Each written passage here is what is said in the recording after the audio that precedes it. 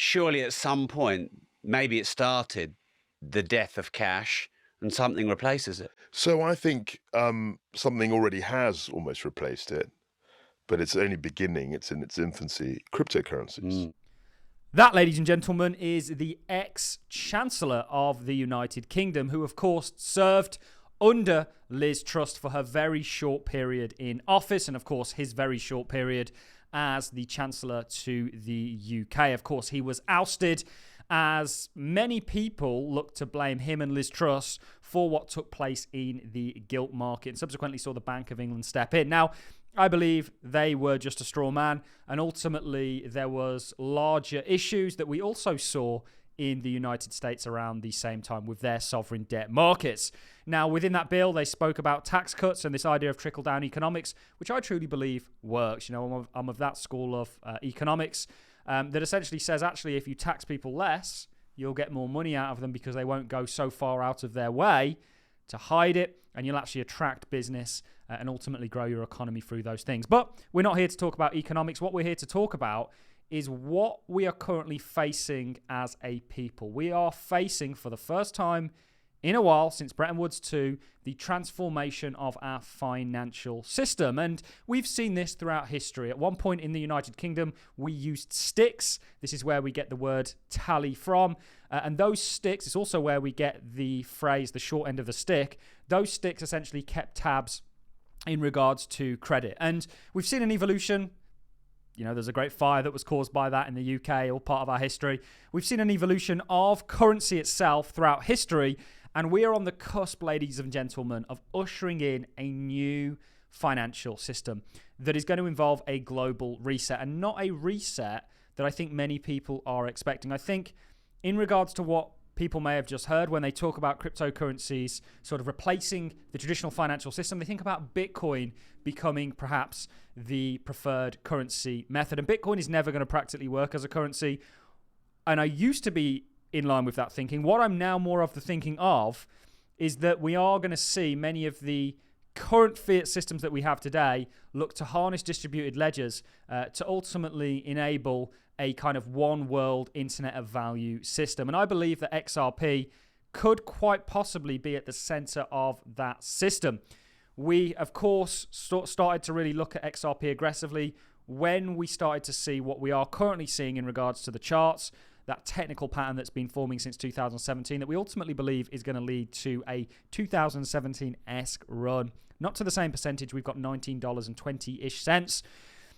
Ultimately, that's going to take place on the back end of the realization of the new system that we are moving towards. And as Kwasi rightly says there, it's going to be cryptocurrency, but not in the form that many people believe it to be. And this is ultimately why I hold XRP, because having gone down that rabbit hole, having identified technically that there's something very interesting about to take place here, the deeper down that rabbit hole you go, the more you uncover.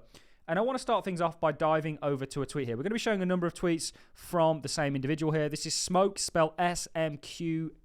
You should all be following him over on Twitter. He is the plug when it comes to information, not just about XRP, but sort of what is currently going on with the financial system and the links to cryptocurrencies that we are currently seeing. So a massive shout out to Smoke.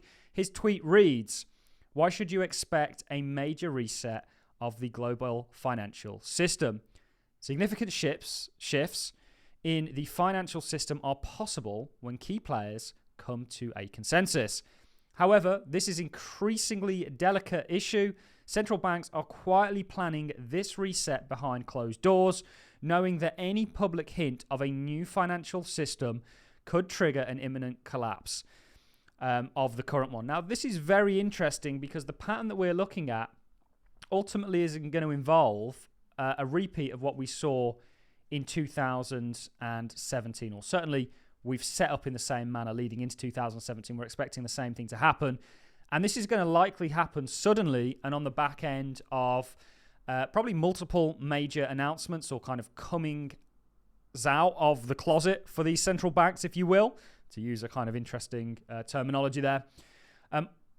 It's very interesting that there's kind of this hush-hush about what's going to take place and who's going to be involved, and that Ripple during this time period has ultimately been setting up ready for some interesting price appreciation. But let's continue to read on. This is exactly why smart money is focused on what central banks do, not what they say. Central banks could initiate the reset as effortlessly as wiping out international debt on a Sunday afternoon, resetting the balance sheet to zero. This will make the start of a new financial system era, i.e. Bretton Woods 3 is coming. Now, it wasn't that long ago, within our past 100-year history, certainly within the United States and more globally, that we were still using gold. And what essentially happened there was the US essentially said, okay, we'll hold your gold and we'll issue you these notes that you could essentially redeem for gold. And we moved away from that system with a realization that the US didn't have, they started to fractionally reserve that gold and issue notes on the back end of it. They didn't actually have the gold to honor everybody, and that essentially submitted everybody, in a kind of Camorra sense, into accepting a fiat-based system, which John Law did, a Scottish individual, years and years ago, and it ended in catastrophe. And the current financial system, on the path that it's in, and we've seen acceleration of the proliferation of the current financial system since 2008, when cryptocurrencies were introduced to us, is currently on a similar path to what John Law witnessed, with the emperor realizing that he doesn't have any clothes on. And those clothes are, or the lack of those clothes are, in the form of the debt markets and the kind of realization that they're never going to be paid off, and thus what is the value of them. And it's a very kind of monetized value that they currently hold. But there's a number of interesting things that he's highlighting here. One is, what happens to debt in this scenario? Well, we've seen debt jubilees previously. We've seen acceptances of or by global players due to there not being enough gold, and understanding that if they sort of didn't go along with the new one, there'd be a real sort of devastating effect of the old one. And that's very much where we are. We're kind of submitted in regards to debt right now, or in a submission in regards to debt right now. And there's a number of things that can happen. One, that balance sheet, in my opinion, could be zeroed by converting that debt into cash and just moving on to a system where actually you just mint more cash through the likes of stablecoins, which I think are going to play a big role. Or you could essentially do something like a debt jubilee. I'm not quite sure how that works. Certainly in regards to the current system, I think that would be a little bit more of a tricky one. I'm more of the opinion that they're going to do something with that debt.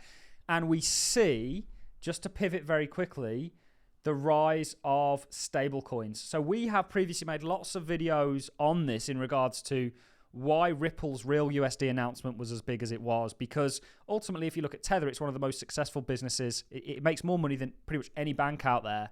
And it only has a handful of employers, basically through backing up a stablecoin with treasuries, which could essentially, it does a number of things. One, it staves off the debt crisis and provides that demand, and kind of converts debt into, in a very interesting way, actual money, which is kind of, debt right now as it exists is kind of the latter half of money. It's kind of a liability that's held, whilst the money is the asset that's spent. You're kind of bringing these together under a very interesting roof with stable coins. But really interestingly, certainly from the United States' point of view, and we saw Trump, who's come out very crypto-friendly to his credit, along with the other ones, based on the sort of voter demographic and their stances on the cryptocurrency space. We saw Trump actually recently come out and say anybody that doesn't want to use the dollar will impose on a 100% tariff on. So, don't be fooled. Both Trump, Harris, whichever, are very much going to be propagating the US's role in the world as a financial leader.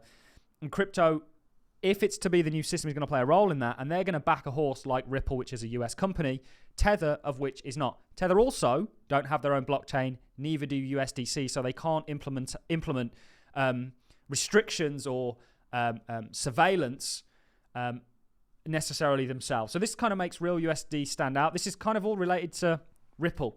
We know a new financial system is coming. We'll go back to sort of continuing to explain this and look at these papers that were published.